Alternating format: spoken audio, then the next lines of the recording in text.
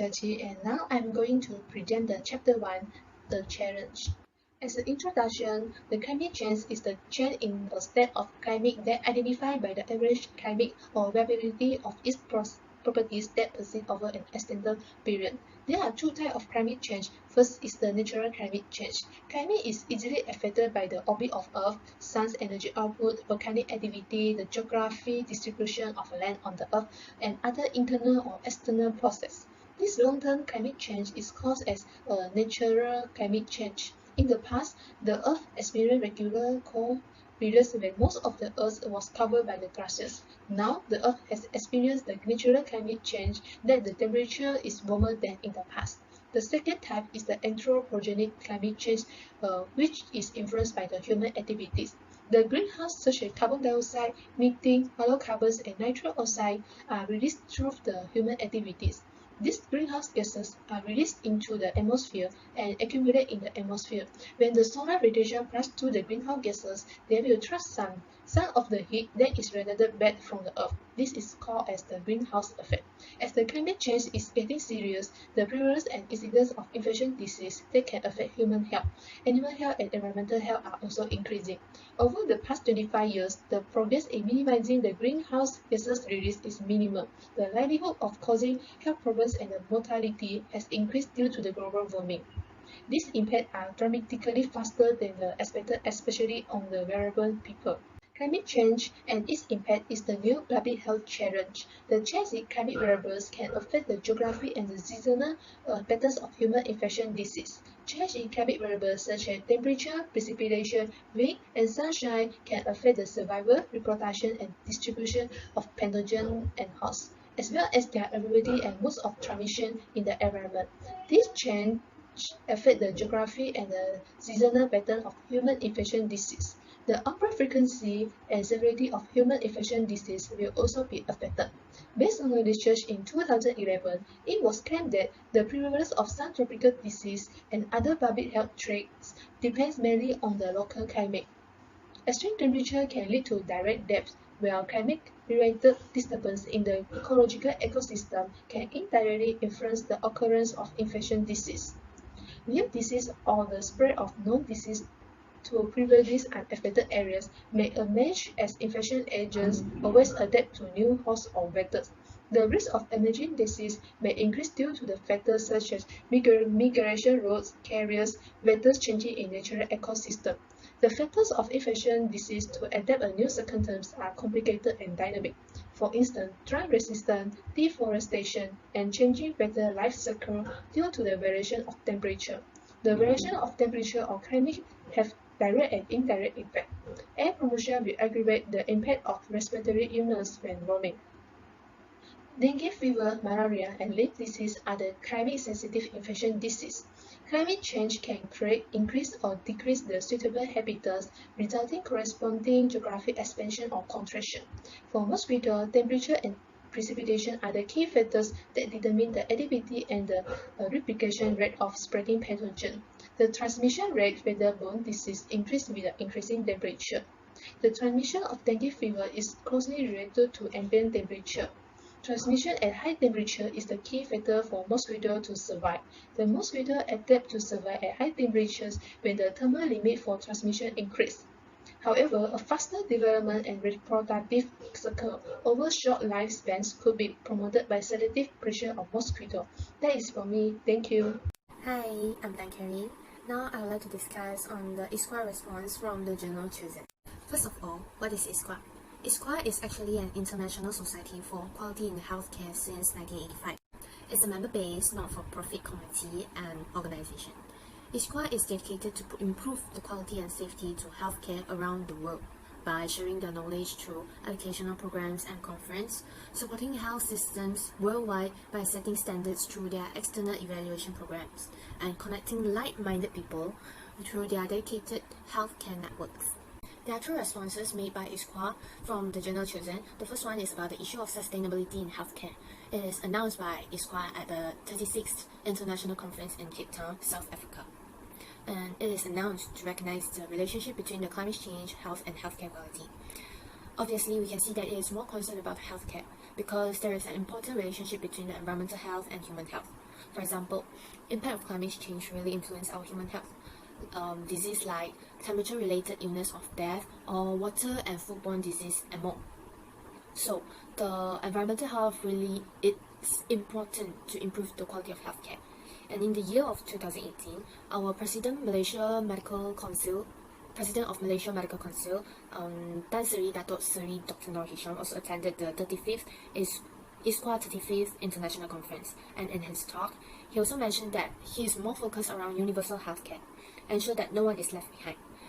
And what he focused is meets the division of ISQA. The CEO of ISQA, Dr. Peter Lachman, he said that the vision of ISQA is that every person, no matter who they are or where they live, is treated equally and have access to high quality and safe person-centered care. And the CEO of ISQA mentioned that their role is to achieve the 17 Sustainable Development Goals. And one of the goals mentioned by him is goal number 3, which is ensuring healthy lives and promoting well-being at all ages is essential to sustainable development. Hence, we can know that our President of Malaysia Medical Council, Tan Sri Datuk Seri Dr. Nur Hisham, and the CEO of ISQA, Dr. Peter Lachman, is really concerned about the healthcare due to the impact of climate change. So from here, with the knowledge and sharing from them, we can actually have the awareness about how we conserve the environmental or the environment to improve our quality of healthcare and to lead a more sustainable healthcare. The second one is about the global measures to moderate the climate change. First of all, the cause of climate change is due to the emission of greenhouse gases like carbon dioxide, methane, and nitrous oxide. These gases come from the burning of fossil fuels, natural activities from healthcare sectors, and production activities from economic sectors. Ways to reduce the emission of greenhouse gases is discussed in the journal chosen. The first one is shift away from global fossil fuels dependency by eliminating fossil fuels subsidies and put a price on carbon.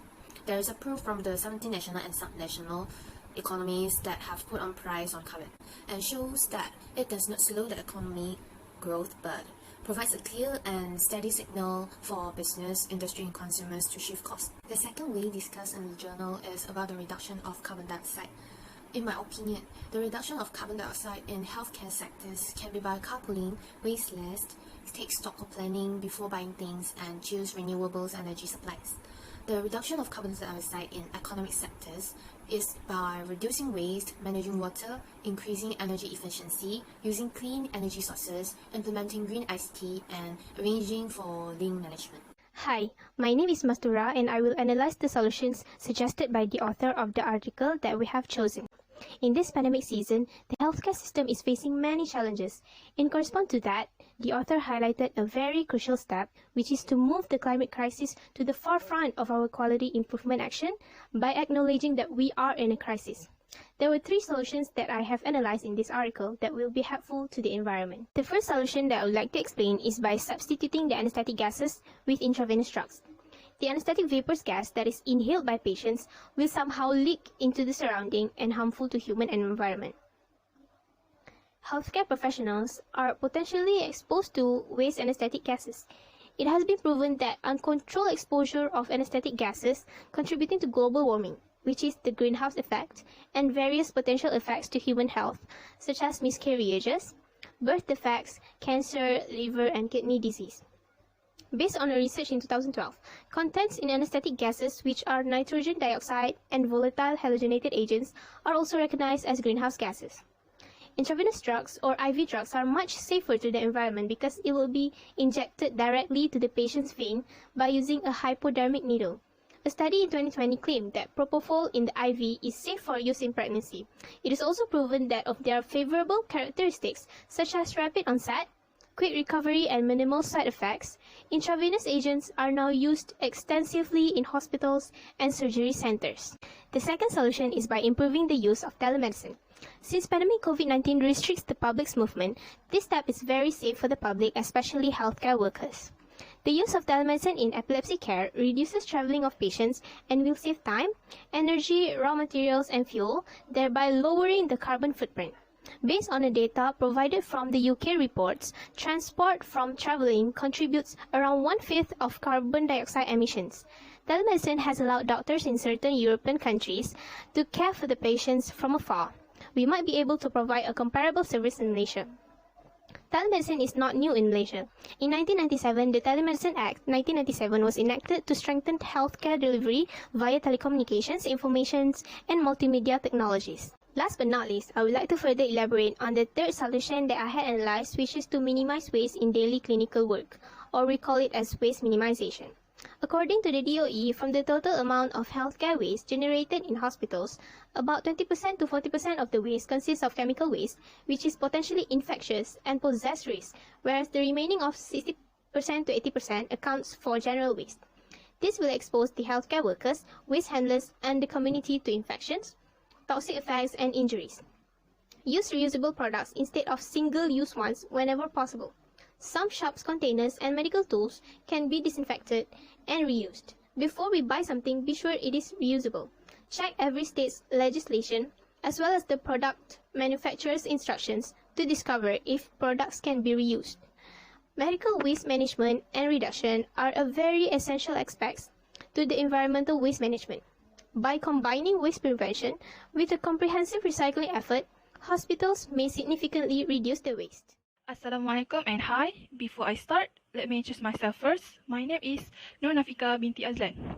So, climate change affects every corner of our planet, from the poles to the tropics and from the mountains to the ocean. People and nature worldwide are already feeling the effects. Water supply are shrinking, extreme weather events increasing in frequency and intensity, forest burning and coral reef dying. Based on the article that our group have picked, the article mentioned about the promotion of health, where to demand for integrating this subject into curricular and educational course for medical students as well as healthcare professionals, because this is necessary since climate change frequently often nothing more than a bleak outlook for the children of the world. For the information, the Nurse Climate Challenge is a national campaign to mobilize nurses to educate 15,000 health professionals on the impact of climate change on human health by 2022. Nurse climate champions across the country commit to taking action to protect the health of patients and communities from the health impacts of climate change, educating colleagues and leaders within their facilities regarding the issue along the way.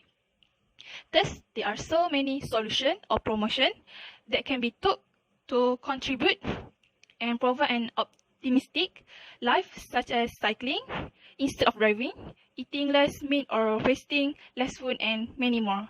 There are so many solutions or promotions to save our earth from these climate change issue things. Number 1, demand organic food from your market. Inquire and invest in real organic, buy organic 100% grass-fed beef, dairy products, and free-range pasture poultry and eggs. Preferably local. If you are an omnivore or transition to an organic plant-based diet, organizations like the Real Organic Project encourage consumers to inquire about how their USDA organic food is grown. A higher demand for organic and to know how the food is grown will incentivize stores to find out more and bring real organic to the stores. Number 2, support regenerative farms, ranches, and food forests. Regenerative farming provides for a number of environmental and health benefits by eliminating pesticides, focusing on revitalizing soils. Regenerative farming increases water infiltration and biodiversity activity, producing food that is rich in nutrients and vitamins. Number 3, keep soil cover with plants. Plant multi-species cover crops and native plants, including plants that attract pollinators or provide habitat for beneficial insects. This allows for cooling and also help us in carbon sequestration.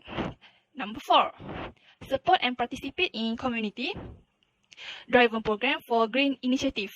Work with your community to increase urban trees and vegetation to create an expanded urban tree cover, which is vital for cooling cities, managing water, improving air quality, and decreasing stress.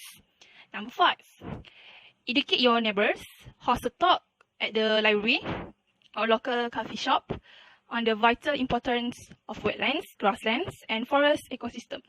Also work with local schools, incorporate lessons relating to organic gardening, urban forestry, wetlands, green infrastructure, and healthy soils.